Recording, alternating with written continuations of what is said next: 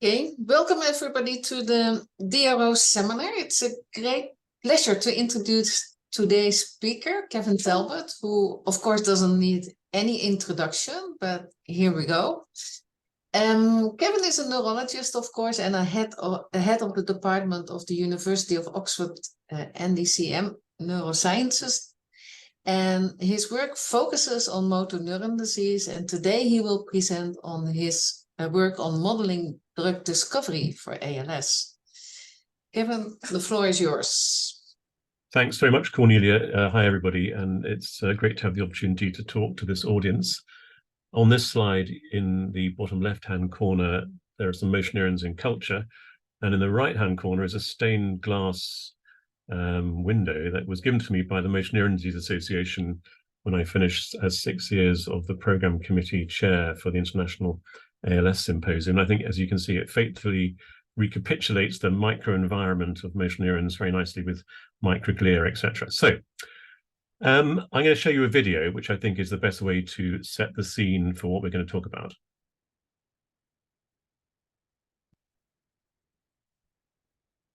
Line that path is in Duddy Weir's passage for the Weir score. Duddy Weir is the man who's over his fourth time for Scotland. And the two scorings were in it. Duddy Weir, you were seen by a group of South African journalists in the nightclub in Port Elizabeth, mistaken identity.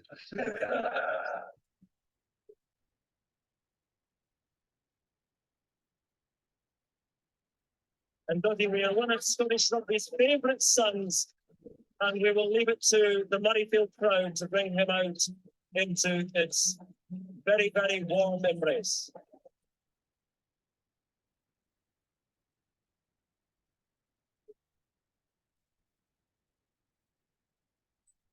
It is Duddy Weir. I'm quite ironic to be a Scottish rugby player in the 90s. This is the closest I ever got to a trophy, so it's very nice. No, all right. There comes Duddy Weir in his famous blue and yellow tartan, which will today be represented on the Scottish numbers.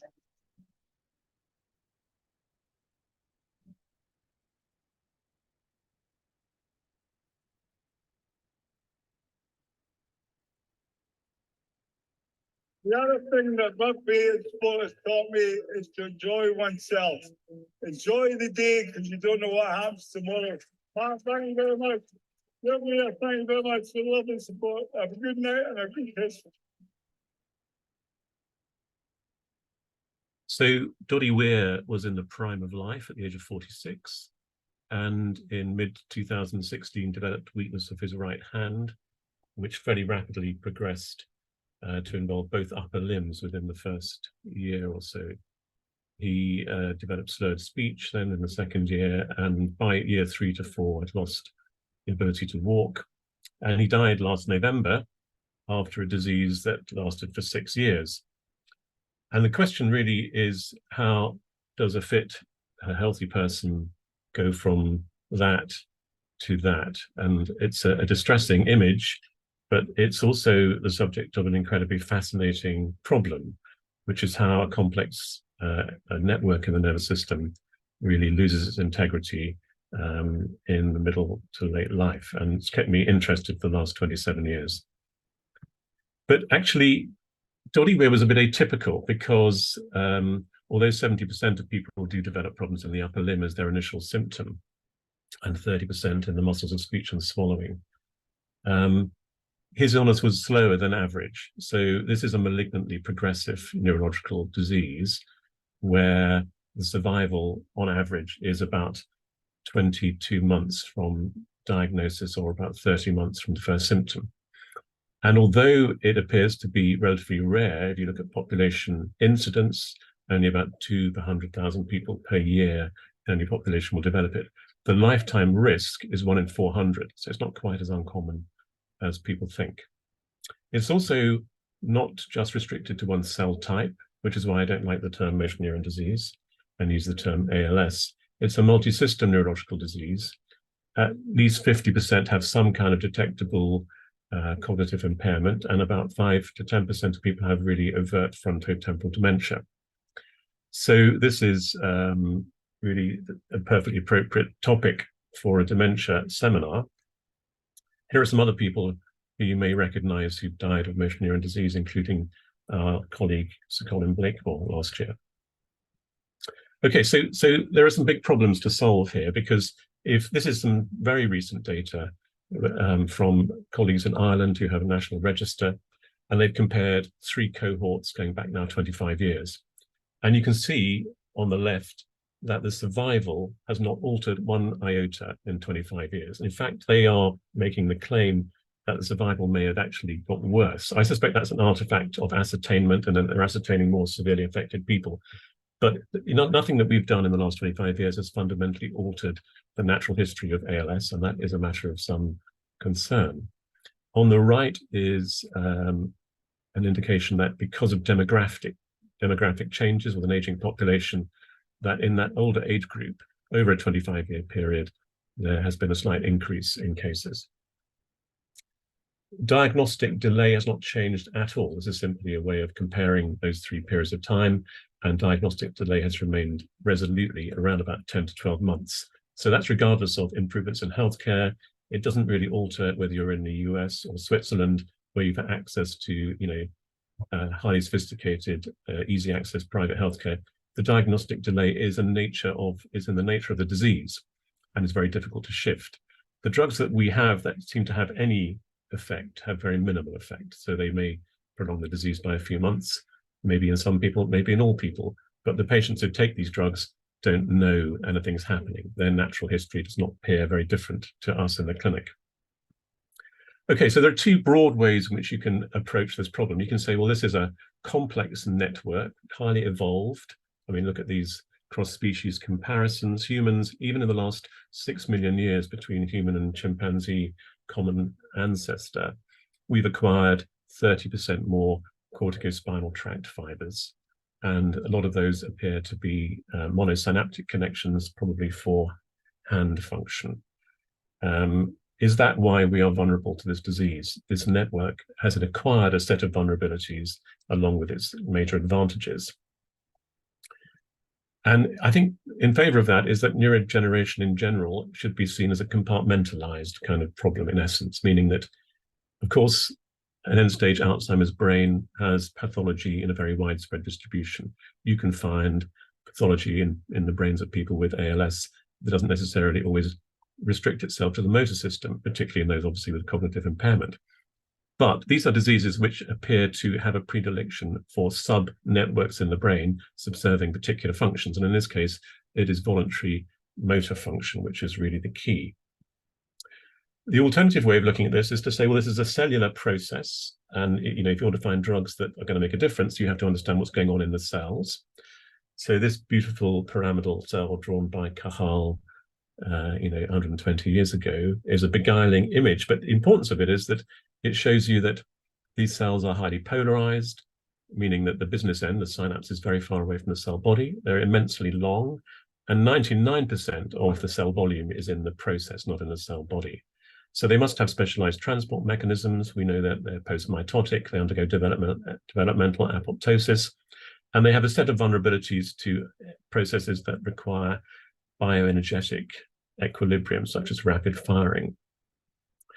And we're beguiled by what we can see down the microscope. And so we look at the cellular pathology in terms of what's happening in the cell body. And as with all neurodegenerative disease, there remains a question as to whether these characteristic inclusions are the disease or just some, sort of epiphenomenon.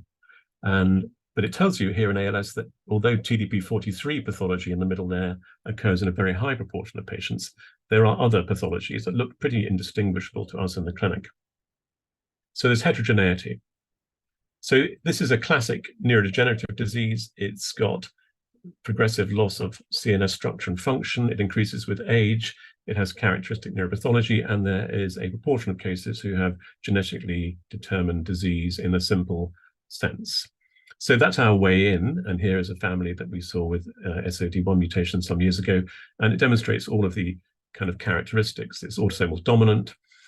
in fact, in SOD1 is not associated with dementia typically, but here you've got 4 generations where different phenotypes have occurred in the same family with the same mutation.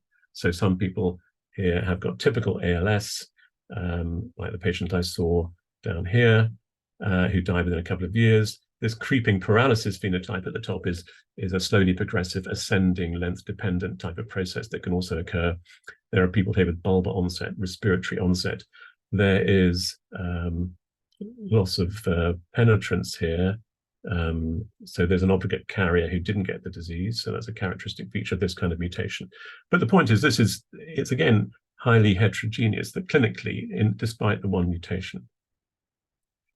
So SOD1 was identified here in 1993. And this diagram tells you why the last 20 years have been dominated by SOD1 biology, because it wasn't really until 2008 that we identified that TDP43 was the major component of those ubiquitinated inclusions in motor neurons, and TDP43 mutations were identified. So an awful lot of the drug discovery process over the last 20 years has been dominated by SOD1, which, as I'll tell you, is a problem. The other problem really is, of course, we don't really know when ALS begins. We know that in my model of the disease is that the people who get it are born with a profile, a susceptibility profile, which is genetically determined, but may also be laid down in development. But they are obviously functionally completely normal for decades. And then there must be a period of preclinical functional decline, meaning something's happening, there's a partial compensation. You would not present to a neurologist, but at that point, the disease has started. We don't know whether that's 1 year before people present or 10 years. But this is a critical question, and it's obviously clear in Parkinson's and Alzheimer's. There's a long prodromal phase. In ALS, it's not at all clear. And then this dotted line, red dotted line vertically, is when the disease clinically might begin, and people typically present, and get a firm diagnosis in a specialist center, between 6 and 10 to 12 months from those first symptoms. So we're seeing them in the middle of their disease quite often. And that's when we're doing clinical trials, etc. So that's obviously a major problem. We need to rein the whole thing back to the preclinical phase if we really want to make a difference, I think. This is some work done by Malcolm Proudfoot, who was a clinical research fellow in the group, looking at large databases of people in clinical trials and looking at their individual trajectory. And you can see it's a complete smorgasbord or spaghetti plot, really, where everyone has a different trajectory. And so the clinical heterogeneity is very significant. We know almost nothing about the biology underlying that heterogeneity.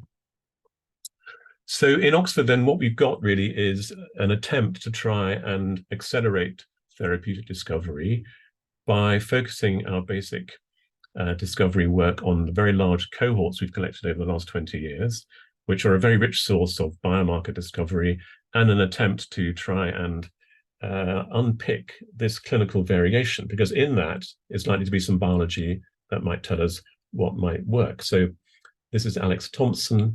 He's an MRC clinician scientist fellow, and he is currently leading on large-scale proteomics of our cohorts that were largely built up and studied by Martin Turner initially, and we've collected over the last 20 years or so. And he's also trying to develop seed amplification assays of TDP43 to try and diagnose the disease early, or even look at the preclinical landscape. He's also using UK Biobank as a rich source of information about what might be happening in that preclinical landscape. And I'll leave that because he may be able to come and tell you in detail what he's doing on another occasion. But this is work that's taking place within the Oxford GSK Institute for Molecular and Cellular Medicine. ACORN is a study where we're collecting everybody in the country, we hope, who is carrying a C9 mutation, and that we can study them over a longer period of time, longitudinally. My work is largely centered on cellular modeling, which I'll talk about, and it translates into what we hope is an experimental medicine program that might rapidly screen and reveal drugs that might actually have some kind of effect on the disease and can ultimately be used in combination. And that work is being led by Martin Turner, who has developed an experimental medicine program with funding from NIHR, which I think is a very, very significant development in how we do things. The UK MND Research Institute is a group of 5 centres who are collectively working to try and improve our modelling, coordinate the collection of data, and actually prioritise drugs for research. Okay, so the problem with SOD1 is, so this mutation was identified 30 years ago, and within a year there was a mouse model, which was in some ways a triumph, and the mouse gets very sick very quickly, and was thought to be a really fantastic model because it recapitulated the weakness, a lot of the cellular pathology. But mice live for around 2 years in a laboratory. This mouse lives for 4 months. So it's a very juvenile disease where all of the intense pathology is really being aggregated in the short life of the juvenile mouse. And it's because the SOD1 mutation was put in a high copy number, 20 to 30 copies, in a non-physiological part of the genome. And this leads to high levels of mutant protein expression, probably from embryonic periods onwards. It's rapidly progressive, and typically survival was used as an endpoint, which is very, very unsatisfactory as a way of selecting drugs that might work in humans. So it ended up having a very poor predictive value. In fact, it's never actually delivered a drug that's had any effect in humans, I would argue, with the exception of antisense oligonucleotides, in which case it's been extremely helpful. The real problem, however, is that SOD1 is not typical of the rest of the disease at the cellular level, and therefore almost certainly the drugs that were identified through this pathway might not work in a more broad sense. What the SOD1 era and subsequently has told us is that we are dealing with a very high level of complexity in terms of the cellular processes which are activated by mutations that lead to ALS, that multiple cell types are probably involved. But what we don't know is what are the earliest changes, what are the sequence of events, and therefore what are the most tractable targets if you want to attack this disease early. And that's something that is a really important project. So this beautiful image is produced by Olaf van Sorger from one of our patients, show the pathology of the disease. TDP43 is a nuclear protein, and during the disease natural history, pathologically, it becomes cytoplasmically relocated and ultimately aggregates insolubly. So the ideal model then of ALS is human. I think that's very clear. Every other model is going to fall short because this is a human disease.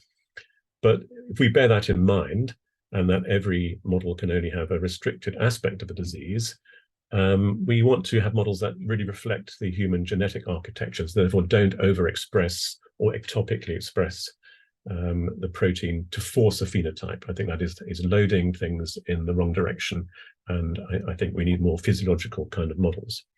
We need ultimately to try and get a handle on the early cellular pathology, and also I think the whole concept of toxicity of mutations is probably flawed. I think the point is that people who have a mutation in SOD1, TDP, or C9orf72 live for decades, apparently perfectly happily. And then the intersection of aging and all of its genetic variation and all of its stochastic effects and all of its environmentally driven effects, the intersection of those very complex issues in aging is what leads to loss of compensation in the mutation. So that's what we need to try and understand. And that's a more complex way of looking at it, but probably ultimately a more fruitful way of looking at it. And I think it's logical to start with TDP43 as your model because that is happening in most of the patients. So TDP43 is an interesting protein which has multiple cellular functions. I mean, it works in the nucleus, the cytoplasm, the axon, and which of these functions is really relevant is still unclear. Its constitutive and best known function is the modulation of 3' splice sites so that long read RNA needs TDP43 to incorporate the right exons into the final transcript for about a third of the genome. So very, very widespread biological function. The mutations you'll notice cluster in this low complexity domain, and that domain is involved in protein-protein interactions that are involved in TDP43's function in phase transition of proteins and assembly of membraneless organelles called stress granules in the context of cellular stress. So we developed a mouse model in conjunction with Richard Wade Martins and Ben Davis and the Wellcome Genome Center with the aim of having TDP43, a human genomic construct with all of its regulatory sequences, intact, inserted into a single site, so that it was stable in one copy. And it took reviewers of our grant applications quite a long time to accept the possibility that this might be useful, because they were used to the overexpression phenotype, and we were told that this wasn't going to produce any kind of phenotype at all, or be not very useful, which I'm glad to say I don't think has turned out to be correct. This is a mouse that gets reduced survival, but you can see how messy that is. So the dotted line in red is a homozygous mutant mouse, and that it survives for hundreds of days. Okay, so it's not easy to use that as a readout, and we wouldn't use it as a readout. But it's very clear that it starts developing problems between 6 and 9 months. And so that disease onset and the disease trajectory is something you can use to measure change. So David Gordon was a postdoc in the lab and spent some considerable period of time phenotyping this mouse, and showed that in addition to loss of survival and muscle weakness, it gets neuromuscular junction defects. So it recapitulates a number of features of the disease, not all features. But one thing that is helpful is in the context of oxidative stress. If you culture the motor neurons from the mouse, you see that there is an abnormality in the formation of these things called stress granules. So stress granules are cytoplasmic protein RNA aggregates, which form in the context of cellular stress to try and preserve the cell's energy effectively by shutting down translation of a lot of housekeeping genes and shifting translation in the direction of protective factors. So TDP43 co-localizes in stress granules and is an important constituent. And in this model, if you stress the cells with arsenite and oxidative stress, you can see that there is a failure in the mutant context to form stress granules with the same level of efficiency. And we shared the mouse with colleagues in Montreal, and Christine van der Velde has an in vivo paradigm, because obviously one objection is, well, it's all very well in cells, even if they are primary motor neurons from the mouse. Does this actually happen in a whole animal?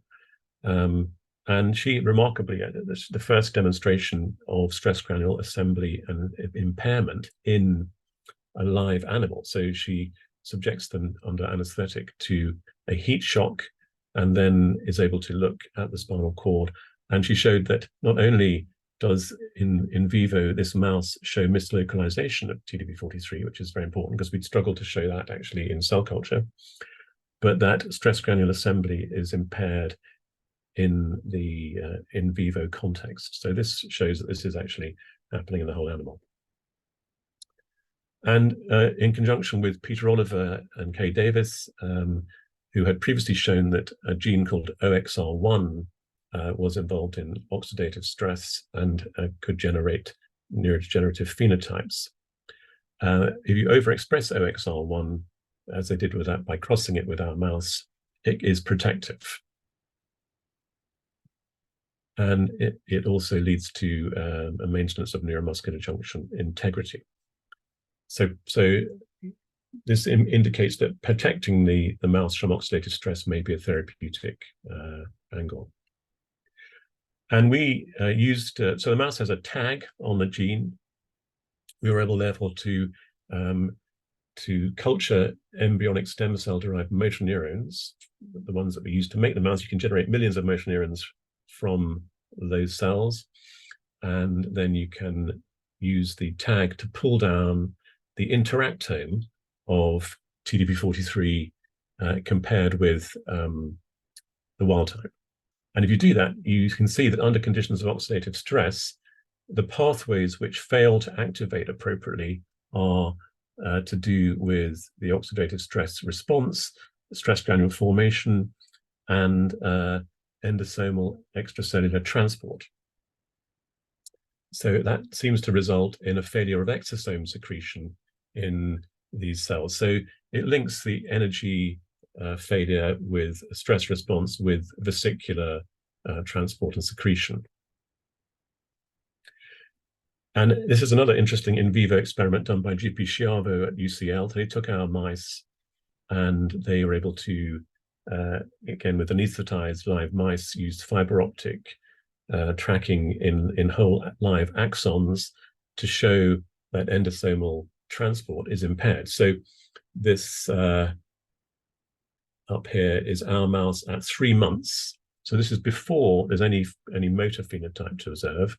They show that axonal transport is impaired as a sort of preclinical feature.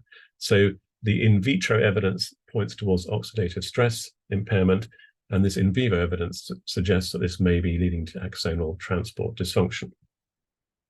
So we hypothesized then that the TDP43 mutation in this context is acting through reducing the motor neuron's ability to cope with oxidative stress. Oxidative stress is a sort of proxy for aging, imperfect one, but we know that that is definitely part of the aging process, a failure to respond to oxidative stress, so it's relevant to the disease. And the combination of impaired axonal transport, altered stress granule assembly, impaired mitochondrial function, and vesicular trafficking characterizes the model both in vivo and in vitro. So in conjunction with Tom Gillingwater in Edinburgh, who identified terezosin as a drug which targets phosphoglycerate kinase 1, which is involved in ATP synthesis in mitochondria, we were able to explore whether in our model and their models, this drug actually had an effect across a range of models. So one of the flaws of drug discovery in the past has been, well, you take your SOD1 mouse, you see if it lives for longer, then you give the drug straight to patients without really going across a different range of models and different genotypes. So we tried to get around this approach in this paper by looking at TDP43 and C9orf72. So Tom in zebrafish showed that both genetically and pharmacologically, altering PGK1 levels improved this axonal growth phenotype. So in the context of the mutation, C9orf72 or TDP43, I mean, those who are familiar with zebrafish experiments will know that loss of axonal growth is the sort of standard readout for a whole variety of insults. So it's quite non-specific and maybe tilted towards neurodevelopment. However, it shows that that PGK1 can improve the axonal kind of health. And in our motor neurons, we were able to show that it improves survival, it improves mitochondrial bioenergetics, which relates to its underlying function. And so this drug, therefore, is a reasonable candidate across a range of models and genotypes for human use. So one of the major things that has really driven the idea that we might be able to use biomarkers is neurofilament. So Martin Turner in particular has been heavily involved in this. And this is the SOD1 antisense data. And that's the best data we've got that really shows in ALS this might be a useful readout. So here, the antisense is given to patients with SOD1 mutations. And if you get the placebo, nothing happens until you get the open label phase, then your neurofilament starts to come down.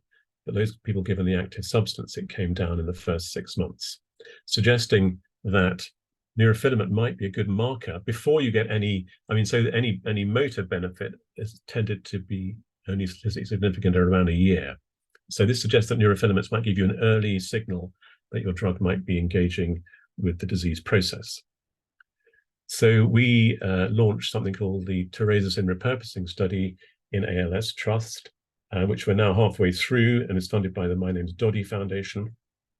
And this is giving roughly 50 patients open label terezosin over 6 months, measuring their neurofilaments at 3 time points. And it's an attempt to see whether there's anything going on at all and might de-risk the whole process of moving to phase 3, etc. I mean, this is a drug which costs £8 a month.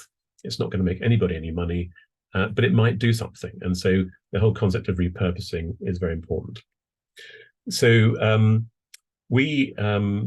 Dave Gordon and Emily Carroll in the group have screened and analyzed 1,500 compounds of FDA-approved from an FDA-approved library, and we found 16 that improved the survival of embryonic stem cell-derived motor neurons in a high-throughput sort of screen. And then we looked with orthogonal assays at the stress granule assembly and other things, and showed that we had about 6 drugs which seemed to consistently improve the phenotype of our cells, and actually in in the zebrafish model as well. And these are drugs which belong to, classes like beta blockers and calcium channel antagonists and dopamine agonists. So, a very interesting way to try and shift things away from, the obsession with developing something completely new and seeing whether there are drugs out there that might actually make a difference. So we have a whole pathway now to try and develop these drugs and understand what target is being engaged. And then they would go into Martin's experts program if we can find enough preclinical evidence to support that. Okay, so moving on to human stem cell models. I mean, this has undoubtedly got to be a massive advantage, because I think when I started seeing patients in the ALS clinic 23 years ago, I would have loved to be like a hematologist and take the cells out of the patient, look at them under a microscope and see what's going wrong. And that was something that just didn't seem possible until the advent of IPSC. So we have been working on these now for sort of 8 years or so, I think. And I think it's a difficult field of study. It's expensive, it's complicated, but we are making progress. So we've got a range of lines that we've developed through taking skin biopsies from patients in clinic with mutations, through generating isogenic controls through CRISPR-Cas9, and culturing motor neurons and other cell types. So a lot of this work has been led by Ruxandra De Finca, who's a postdoc in the group, and we are now able to faithfully kind of reproduce cells that I think are reasonably consistent. There are lots of issues about consistency, which I'll mention, but this is an area that we really want to take all of the discoveries that might have occurred in non-human models and see whether we can actually find disease-relevant pathways in iPSCs. So Ruxandra has extensively characterized these cells and shown that they, in the context of the C9 mutation, express markers of cell death like cleaved caspase 3 and have reduced survival. They have enhanced stress granule formation, suggesting obviously that there's something going on of an unhealthy kind. And she has extensively characterized their mitochondrial bioenergetics and shown that there are characteristic abnormalities, and developed microfluidic chamber experiments to look at axonal transport. And if I can get these little videos to work, you'll see that on the top, in the healthy motor neuron, using real-time imaging, you can see there's lots of trafficking going on. And in the mutation, TDP43 mutation motor neuron, axonal transport is impaired. So this mirrors what we saw in the mouse. It's the same mutation as in the mouse, and suggests that our iPSC models can recapitulate the in vivo phenotypes. So we were one of the first groups to use CRISPR-Cas9 to flip out the C9orf72 mutation. We did it through homology-directed repair to try and reduce the amount of off-target effects. And this took quite a long time, but was successful. At least in principle, shows that if you can remove the mutation, you can correct the disease phenotype. So here, glutamate toxicity, which these cells are sensitive to, is corrected in the CRISPR line. And just taking this a bit further, so characterizing the cells and saying there's something to find is fine, but one of the things that we haven't been able to find in these cells is TDP43 mislocalization, which I told you earlier is a critical phenotype that defines the loss of homeostasis in motor neurons in the disease. So one of the things that we've been trying to do, and this is a project led by Lucy Faramond, who's a clinical research fellow in the group, is to see whether activity-dependent changes can actually improve our ability to find phenotypes. So she's taken channel rhodopsin and used lentivirus to infect the cells, and you can use multi-electrode arrays to look at to deliver and record impulses and stimulate the cells at varying frequencies and for varying time periods and intensity. So this is muscle which is contracting in response to light stimulation in the motor neuron compartment of microfluidic, or actually it's not microfluidic, it's the muscle cells and motor neurons are growing together. And using that, she has shown that in the context of C9 motor neurons, this light stimulation can enhance the cell death of the motor neurons, suggesting that activity is very important. I mean, motor neurons are highly energetic cells that fire, very frequently, roughly 10 hertz at basal levels in the spinal cord. So just putting them in a dish, leaving them alone without this kind of activity is clearly missing some aspect of their function. So we'll be building on this by trying to create increasingly complex systems where you've got multiple cell types growing together, which can actually try and mimic some aspects of the disease.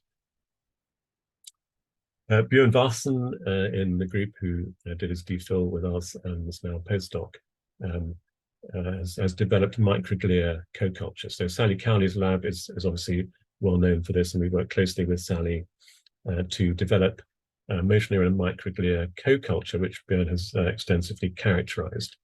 And most recently, he has shown that if you use combinatorial cultures and you culture human wild-type motor neurons with mutant microglia, that this has an independent toxicity effect, so a cell autonomous effect where the microglia are imposing a toxicity even in normal motor neurons. And this is mediated by MMP9, which can be targeted because if you give an MMP9 inhibitor, you can ameliorate this process. So this suggests that, as has really, I think, been accepted by the field in general, that motor neurons in isolation may initiate and drive the disease, but other cell types are certainly required for the disease process, and therefore are the subject of therapeutic targets. So I think what we've shown is that there are common phenotypes in our cell models, in our mouse models, across genotypes, and these are the cells probably have a constitutive problem with stress, which is a very non-specific term, of course, but if we take that as a proxy for what might be happening in aging, at least has some relevance to how the disease plays out in life. That, not surprisingly, in cells which are so long polarized and specialized in their function, that impaired axonal transport is a feature. Now, whether that's a primary or secondary feature is still a very, very difficult question to answer. But I think, at least in the mouse model, it's an early feature, and that means it's an important therapeutic target. Some of its dysfunction may lead in itself to delivery of cargoes, both protein and RNA down along motor neuron, which are not arriving efficiently, and the secretion of vesicular function. So obviously we're interested next, Roxandra is going to be focusing on how this relates to synaptic health, which is obviously a clearly very important part of the jigsaw that we haven't yet been able to study in detail. But I think we have a system where we can take discoveries in the ES mouse motor neuron, for example, which is clearly one step removed from the human disease, and test that in human IPSCs as a validation tool. So this fits in really to the concept of ALS as a multiple hit disease. So why is it that even if you carry a genetic mutation, you only get the disease in later life? So other things clearly have to happen, and those are likely to be partially genetic, partially stochastic, partially environmental or microenvironmental. We don't know. But Amar Al-Chalabi produced this very nice paper based on the work of Richard Doll in cancer, showing that if you take populations of people with an age-dependent disease and you plot the log of the instance at that age with the log of the age, you should get a straight line, and the slope of that straight line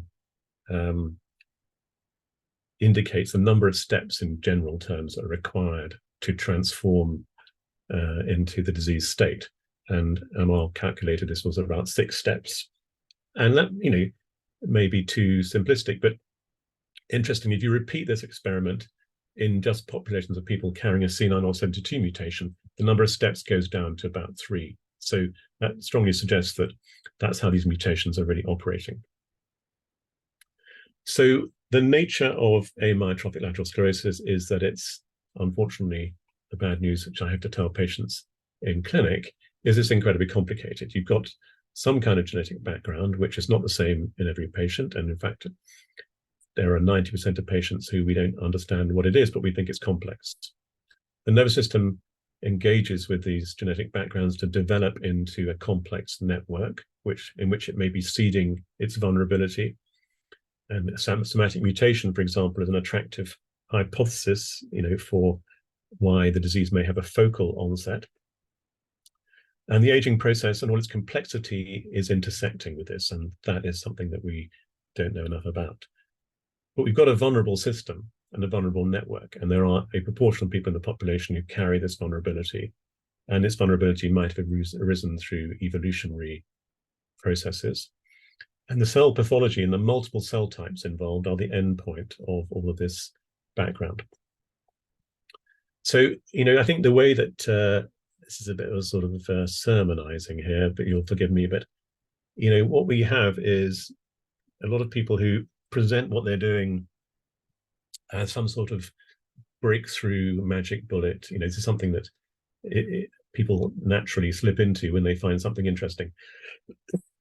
And I think this is a problem because we don't have any anti-TNF antibody therapies or checkpoint inhibitors here at the moment. We will eventually have that, I think.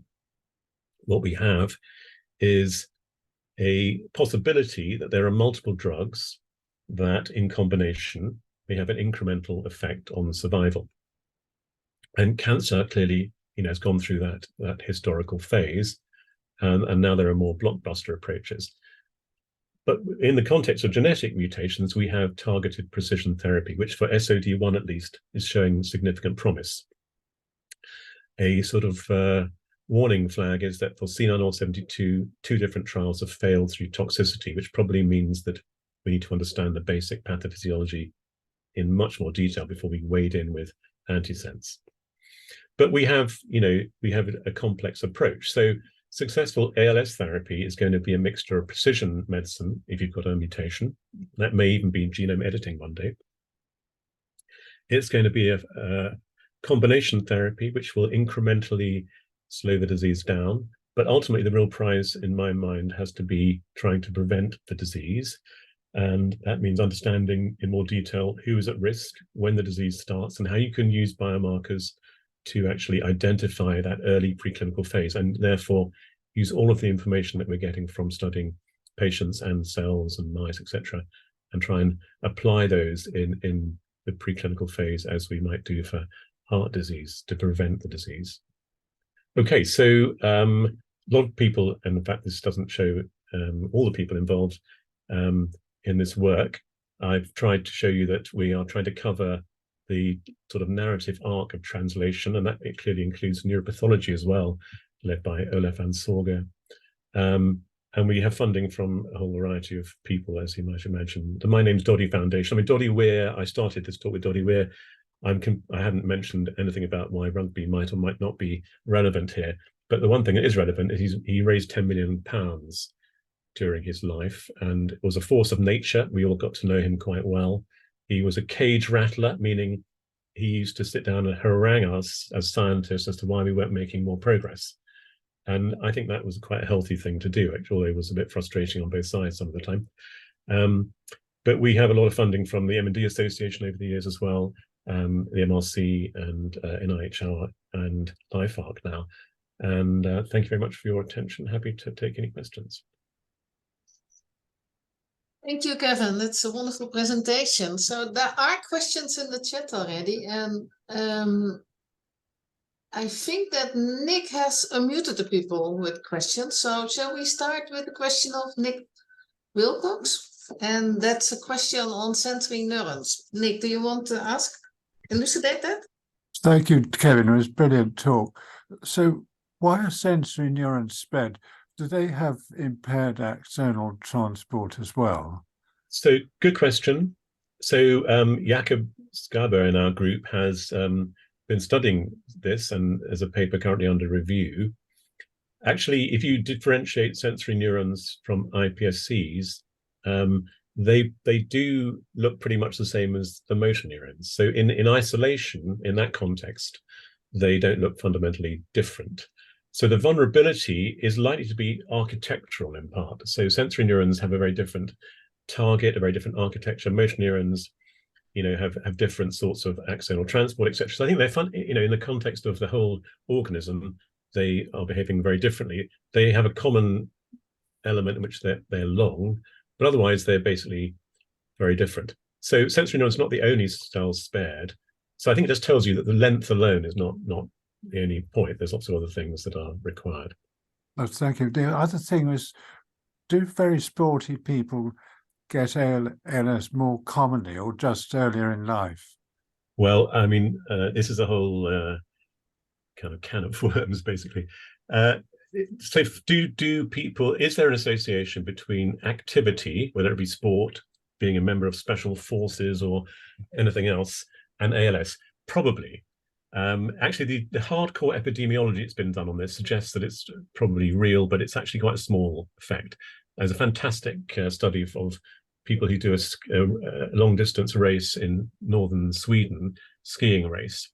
And they've been studied for 50 years, and there's data on all of these people, and they do have a slight excess of ALS. But clearly, most of the people doing this race, as most people playing rugby or doing the London Marathon, do not get ALS.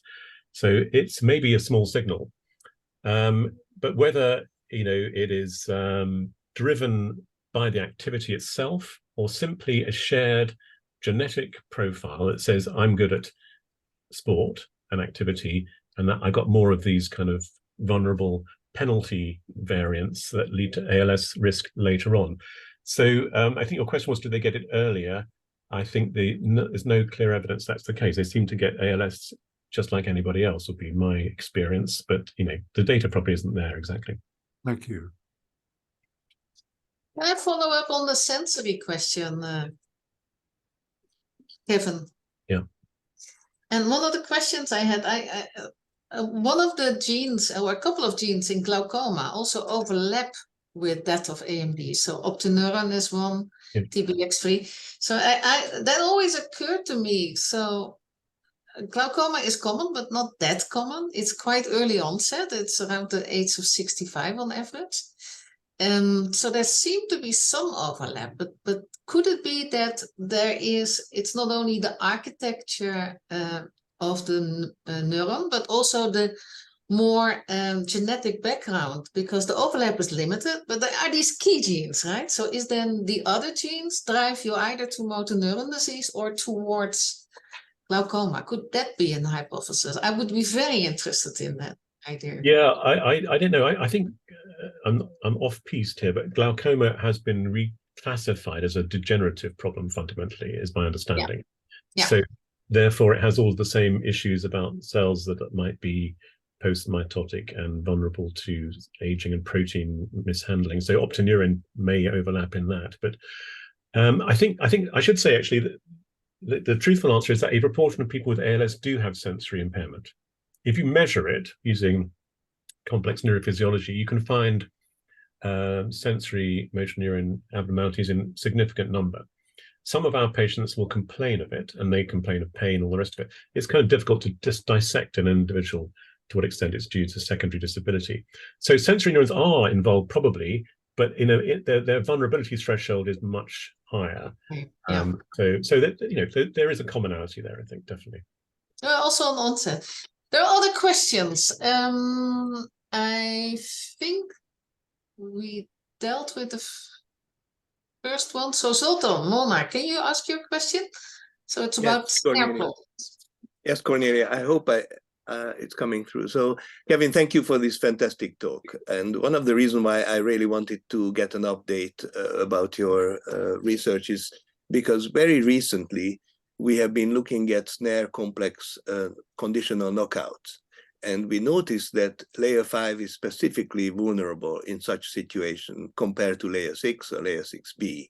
So SNAP25 or MONK 13 conditional knockout in layer 5 is causing a very long degenerative process.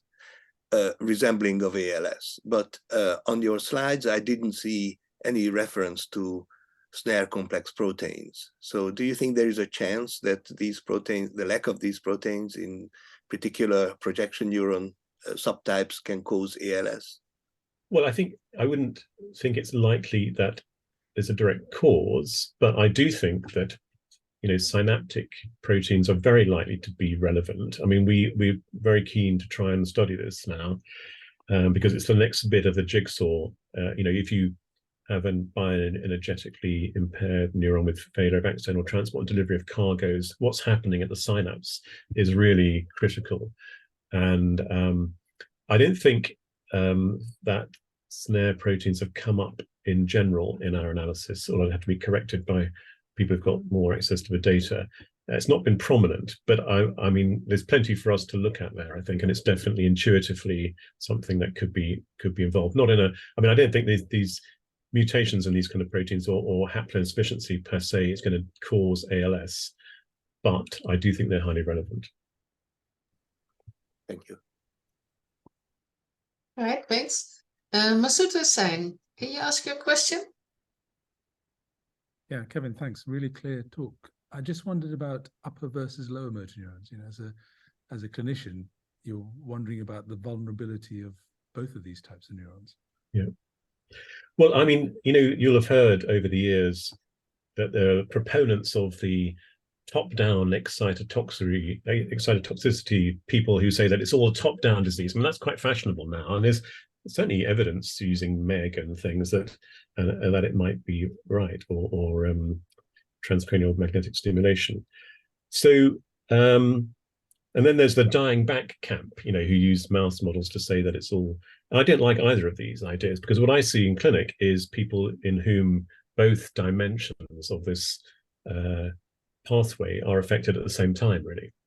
So I think it's a system disease, and the system is in equilibrium, and it's oscillating in a complex way. And if it breaks down at various points, you know, that leads to system-wide dysfunction. So I think there's clear reasons why it can't just be one end. I mean, spinal muscular atrophy, where low motor neurons degenerate, you do not get any corticospinal tract loss of integrity at all. So, you know, I think it has to be a combined effect. And so in patients, and why ALS is a good term, is that because every patient really, if you look at post-mortem, has involvement of both elements of the pathway, upper and lower motor neuron, just to different degrees. Now, why that should be interesting and unsolved problem. But this is definitely a system-wide disease, and I don't like people who, you know, propose that it's only one upper or lower motor neuron. Those concepts, of course, as you know, in themselves can be challenged. Of course, but I was just wondering about whether your IPSC models can be used to look at the heterogeneity if you had it from different types of patients who are predominantly, you know, primary lateral sclerosis versus, let's say. Yeah, I think that's an important idea, and we are interested in that. In fact, going back to Zoltan's field, really, I mean, defining layer 5 pyramidal neurons in the IPSC context has been difficult. We have made some progress in that, and we've got some work that is now just about ready to submit, which suggests we can produce more pyramidal type neurons. So I think at the moment, the IPSC field is really very much more solid in spinal motor neurons. The question, I suppose, more generally is, if you take a phenotype you see in clinic, is that ever going to be reflected in your IPSC in a dish? And I'm a bit skeptical about that, really. So I think what you need to do is to build more complex models. Probably, you know, organoids might be helpful here, because you can build a more complex microenvironment that might start to answer that kind of question. Great, thank you. All right, if I had another question myself, Kevin, and one of the things that intrigued me is the TDP43, right? It's such a lost in translation, whatever is going to happen with the RNA, and there is a lot to be studied there, of course in ALS, but also in Alzheimer, right? So half of the Alzheimer patients are, in at least in the ROSMAP data, TDP43 positive. So what can we, do you see that as a target? Because if there's no translation of the RNA in protein, is it then just putting in the protein somewhere, or is that I'm sure it's too easy a fall, right? But is it still a target for protein targeted medication therapy? It's definitely a target. I mean, the problem with TDP-43, like many things in neurodegenerative research, we've got an embarrassment of different kind of things, phenomena going on, which is the one that's really relevant. So is it really the case that if you lose TDP-43 from the nucleus, which is observed pathologically, now, I mean, complete loss of TDP-43 from the nucleus ought to be cell lethal, and it probably is. So that's a catastrophic outcome because you lose appropriate splicing fidelity for a third of your genome. So that can't be going on throughout your life. That must be occurring after something else that triggers that process. So I think that, TDP-43 loss from the nucleus is probably critical. Loss of that nuclear cytoplasmic equilibrium, but not. I mean, I think the early changes in which that's occurring and how it affects the cell's health is probably where we should be looking, both for etiology and therapy. I think what happens then subsequently is you get complete loss of TDP-43 and you get loss of splicing of particular targets, which are very interesting and may well be involved in synaptic health. So I think the question is how this kind of happens, throughout life at some sort of level is compensated for, and before you get the catastrophic effect. That's what I'd really like to understand. Yeah. And I think that's still obscure. So it still points to preventive interventions then, rather than therapeutic, isn't it? I think the problem with ALS, and it's probably true of other diseases we work on, is that by the time you come to the clinic, you've effectively used up all your compensation. So that's why they're so aggressive. I mean, ALS is so aggressive because your system is in a state very close to the edge of complete decline. So, to rescue that is very ambitious. Small changes will lead to very major pathological and clinical consequences. So you need to rein it back to the point where you've actually got that reserve intact and in something to preserve. And that's very challenging, but I think that's what we need to do.